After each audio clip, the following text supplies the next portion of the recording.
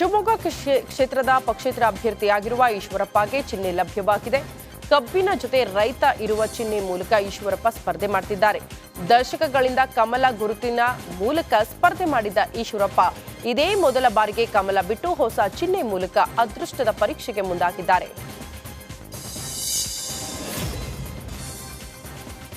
ರಾಜ್ಯದಲ್ಲಿ ಭೀಕರ ಬರಗಾಲ ಬಂದರೂ ಸಹ ಎನ್ಡಿಆರ್ಎಫ್ನಿಂದ ಪರಿಹಾರ ಬಿಡುಗಡೆ ಮಾಡಿಲ್ಲ. ಇಷ್ಟೆಲ್ಲ ಅನ್ಯಾಯ ಆದರೂ ಪ್ರಜ್ವಲ್ ರೇವಣ್ಣ ಒಂದು ದಿನ ಬಾಯಿ ಬಿಡಲಿಲ್ಲ ಅಂತ ಸಿಎಂ ಸಿದ್ದರಾಮಯ್ಯ ವಾಗ್ದಾಳಿ ನಡೆಸಿದ್ದಾರೆ. 5 ಗ್ಯಾರಂಟಿಗಳಿಗೆ ರಾಹುಲ್ ಗಾಂಧಿ, ಮಲ್ಲಿಕಾರ್ಜುನ ಖರ್ಗೆ ಅವರು ಸೈನ್ ಹಾಕಿ ಮನೆ ಮನೆಗೆ ಹಂಚಿಸುವ ಕೆಲಸ ಮಾಡ್ತಿದ್ದಾರೆ. ಇದರಿಂದ ಕಾಂಗ್ರೆಸ್ ಬಗ್ಗೆ ನಿಮಗೆಲ್ಲ ವಿಶ್ವಾಸ ಬಂದಿದೆ ಅಲ್ವಾ, ನಂಬಿಕೆ ಬಂದಿದೆ ಅಲ್ವಾ ಅಂತ ಪ್ರಶ್ನೆ ಮಾಡಿದ್ದಾರೆ. 5 ಗ್ಯಾರಂಟಿಗಳಿಗೆ ಮಲ್ಲಿಕಾರ್ಜುನ ಖರ್ಗೆಯವರು, ರಾಹುಲ್ ಗಾಂಧಿ ಅವರು ಸೈನ್ ಹಾಕಿ ಮನೆಗೆ ಹಂಚತಕ್ಕಂಥ ಕೆಲಸವನ್ನು ಮಾಡಿದ್ದಾರೆ.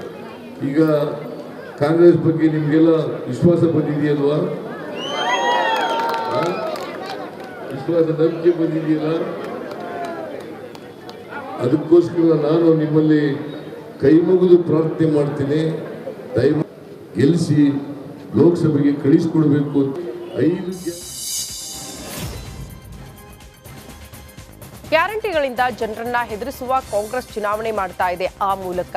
ಆದರೆ ದೇಶದ ಅಭಿವೃದ್ಧಿಗಾಗಿ ಮತ ಕೊಡಿ ಅಂತ ಕೇಳ್ತಾ ಇಲ್ಲ ಅಂತ ಕಾಂಗ್ರೆಸ್ ವಿರುದ್ಧ ಕೋಲಾರದಲ್ಲಿ ಮಾಜಿ ಸಚಿವ ಅಶ್ವಥ್ ನಾರಾಯಣ್ ಕಿಡಿಕಾರಿದ್ದಾರೆ. ಹೀಗಾಗಿ ಇದು ಗ್ಯಾರಂಟಿಗಳ ಚುನಾವಣೆ ಅಲ್ಲ, ದೇಶದ ಅಭಿವೃದ್ಧಿಯ ಚುನಾವಣೆ ಅಂತ ವಾಗ್ದಾಳಿ ನಡೆಸಿದ್ದಾರೆ. ಭಾಗ್ಯದ ಬಗ್ಗೆ ಮಾತ್ರ ಮಾತಾಡ್ತಾರೆ. ನನ್ನ ಆಡಳಿತ ಈ ರೀತಿ ಇದೆ, ನಿಮ್ಮ ಬದುಕನ್ನು ಕಟ್ಕೊಳ್ಳಿಕ್ಕೆ, ನಿಮ್ಮ ಜೀವನಾಂಶ ಪಡಿಲಿಕ್ಕೆ ವ್ಯವಸ್ಥೆನೆಲ್ಲ ನಾನು ಸುಧಾರಣೆ ಮಾಡಿದ್ದೀನಿ. ಯಾವ ರೀತಿ ವ್ಯವಸ್ಥೆಗೆ ಚಾಲನೆ ಮಾಡಿದ್ದೀನಿ, ಎಷ್ಟು ಉದ್ಯೋಗ ನಿರ್ಮಾಣ ಮಾಡಿದ್ದೀನಿ, ಎಷ್ಟು ಕೈಗಾರಿಕೆ ಮಾಡಿದ್ದೀನಿ, ಎಷ್ಟು ರಾಷ್ಟ್ರೀಯ ಹೆದ್ದಾರಿಗಳನ್ನು ನಿರ್ಮಾಣ ಮಾಡಿದ್ದೀನಿ, ಎಷ್ಟು ಕೈಗಾರಿಕೆ ವಲಯಗಳನ್ನು ಮಾಡಿದ್ದೀನಿ, ಎಷ್ಟು ಆವಿಷ್ಕಾರ ತಂತ್ರಜ್ಞಾನಗಳನ್ನು ತಂದಿದ್ದೀವಿ. ಇದ್ಯಾವ ಮಾತುಗಳಿಲ್ಲ. ಕೇವಲ ರಾಜಕೀಯ ಪ್ರೇರಿತವಾಗಿ ದ್ವೇಷದ ರಾಜಕಾರಣ, ಜಾತಿಗಳ ಮೇಲೆ ಎತ್ತು ಕಟ್ಟುವಂಥದ್ದು, ಧರ್ಮಗಳನ್ನು ಎತ್ತು ಕಟ್ಟುವಂಥದ್ದು, ಇಲ್ಲೆಲ್ಲ ಒಂದ್ ಕಡೆ ತುಷ್ಟೀಕರಣದ ರಾಜಕಾರಣ, ಓಲೈಕೆ ರಾಜಕಾರಣವನ್ನ ಮಾಡ್ತಿದೆ. ಕಾಂಗ್ರೆಸ್ನಿಂದ ಟಿಕೆಟ್ ಮಿಸ್ ಆಗ್ತಾ ಇದ್ದಂತೆ ಬಂಡಾಯ ಅಭ್ಯರ್ಥಿಯಾಗಿ ಜಿಬಿ ವಿನಯ್ ಕುಮಾರ್ ಸ್ಪರ್ಧೆ ಮಾಡುತ್ತಿದ್ದಾರೆ. ನಾಮಪತ್ರ ವಾಪಸ್ ಪಡೆಯುವಂತೆ ವಿನಯ್ ಕುಮಾರ್ ಮೇಲೆ ಕಾಂಗ್ರೆಸ್ ನಾಯಕರು ಒತ್ತಡ ಹೇರಿದ್ರು. ಆದರೆ ಯಾವ ಒತ್ತಡಕ್ಕೂ ಮಣಿಯದೆ ವಿನಯ್ ಕುಮಾರ್ ಸ್ಪರ್ಧೆಗೆ ಮುಂದಾಗಿದ್ದಾರೆ.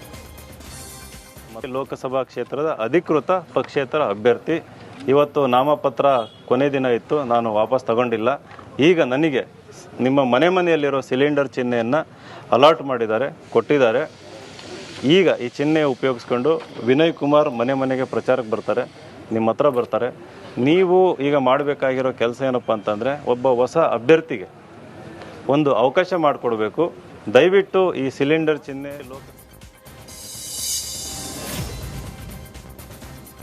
ಕೋಲಾರದಲ್ಲಿ ಕುಮಾರಸ್ವಾಮಿಗೆ ಬೃಹತ್ ಹೂವಿನ ಹಾರ ಹಾಕಿ ಸ್ವಾಗತ ಮಾಡಲಾಯಿತು. ಕೋಲಾರ ಲೋಕಸಭಾ ಅಭ್ಯರ್ಥಿ ಮಲ್ಲೇಶ್ ಬಾಬು ಪರ ಮತಯಾಚನೆಗೆ ಆಗಮಿಸಿದ್ದ ಕುಮಾರಸ್ವಾಮಿಗೆ ಅಭಿಮಾನಿಗಳಿಂದ ಜೆಸಿಬಿ ಮುಖಾಂತರ ಹೂವಿನ ಹಾರ ಅರ್ಪಣೆ ಮಾಡಲಾಯಿತು. ಬಳಿಕ ಬೃಹತ್ ರೋಡ್ ಶೋ ಮೂಲಕ ನೇತಾಜಿ ಕ್ರೀಡಾಂಗಣಕ್ಕೆ ಕುಮಾರಸ್ವಾಮಿ ಆಗಮಿಸಿದ್ರು. ಕುಮಾರಸ್ವಾಮಿಗೆ ಮಾಜಿ ಸಚಿವ ಅಶ್ವಥ್ ನಾರಾಯಣ್, ಸಂಸದ ಮುನಿಸ್ವಾಮಿ ಸಾಥ್ ನೀಡಿದರು. ತೀರ್ಥಹಳ್ಳಿಯಲ್ಲಿ ಸಹಾಯಕ ಚುನಾವಣಾಧಿಕಾರಿಗೆ ಪ್ರಧಾನಿ ವಿರುದ್ಧ ಕಿಮ್ಮನೆ ರತ್ನಾಕರ್ ದೂರು ಸಲ್ಲಿಸಿದ್ದಾರೆ. ಕಾಂಗ್ರೆಸ್ ಗೆದ್ರೆ ಹಿಂದೂಗಳ ಮಂಗಳಸೂತ್ರ ಕಿತ್ತು ಮುಸ್ಲಿಮರಿಗೆ ಕೊಡುತ್ತೆ ಎಂಬ ಮೋದಿ ಹೇಳಿಕೆಗೆ ವಿರುದ್ಧವಾಗಿ ದೂರು ನೀಡಲಾಗಿದೆ. ಈ ರೀತಿಯ ಹೇಳಿಕೆ ಸಂವಿಧಾನ ವಿರೋಧಿ ಹೇಳಿಕೆ ಆಗಿದ್ದು, ದೇಶದ ಶಾಂತಿ ಸುವ್ಯವಸ್ಥೆ ಹಾಳು ಮಾಡುವಂತಹ ಪ್ರಚೋದನಕಾರಿ ಹೇಳಿಕೆಯನ್ನ ನೀಡಿದ್ದಾರೆ. ಮೋದಿ ವಿರುದ್ಧ ಕಾನೂನು ಕ್ರಮ ಜರುಗಿಸಬೇಕು ಅಂತ ಕಿಮ್ಮನೆ ರತ್ನಾಕರ್ ಆಗ್ರಹಿಸಿದ್ದಾರೆ.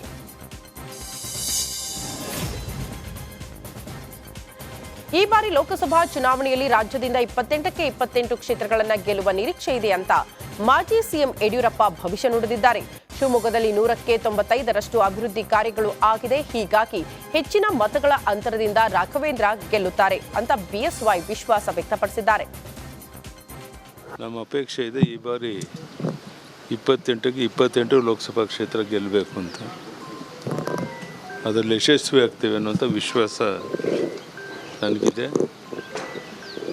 ಮತ್ತು ಮೋದಿಯವರ ಗಾಳಿ ನಮ್ಮ ನಿರೀಕ್ಷೆ ಮೀರಿ ಎಲ್ಲ ಕಡೆ ಮೋದಿ ಪರವಾದ ಅಲೆ ಇದೆ.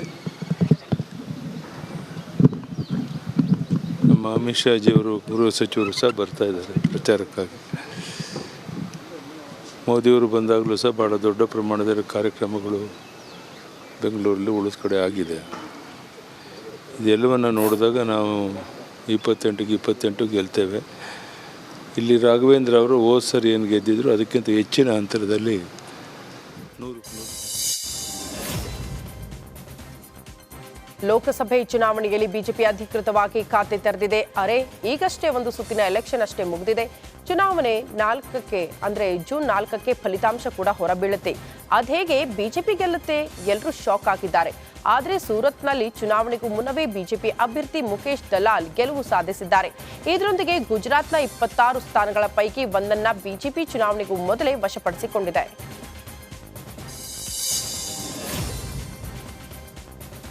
ಕಾಂಗ್ರೆಸ್ ಅಧಿಕಾರಕ್ಕೆ ಬಂದ್ರೆ ಸಂಪತ್ತಿನ ಸಮಾನ ಹಂಚಿಕೆ ಮಾಡಲಿದೆ ಅಂತ ರಾಹುಲ್ ಗಾಂಧಿ ಭರವಸೆ ಕೊಟ್ಟಿದ್ರು. ರಾಗ ಹೇಳಿಕೆ ಉಲ್ಲೇಖಿಸಿ ಪ್ರಧಾನಿ ನರೇಂದ್ರ ಮೋದಿ ಹಿಗ್ಗಾಮುಗ್ಗಾ ತರಾಟೆ ತೆಗೆದುಕೊಂಡಿದ್ದಾರೆ.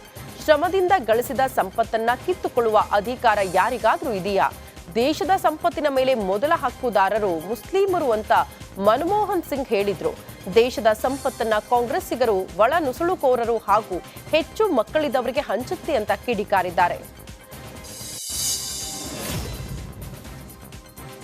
ರಾಹುಲ್ ಗಾಂಧಿಗೆ ವಿವಾದಗಳು ಬಿಡ್ತಿಲ್ವೋ, ರಾಹುಲ್ ಗಾಂಧಿಯೇ ವಿವಾದಗಳನ್ನ ಬಿಡ್ತಾ ಇಲ್ವೋ ಗೊತ್ತಿಲ್ಲ.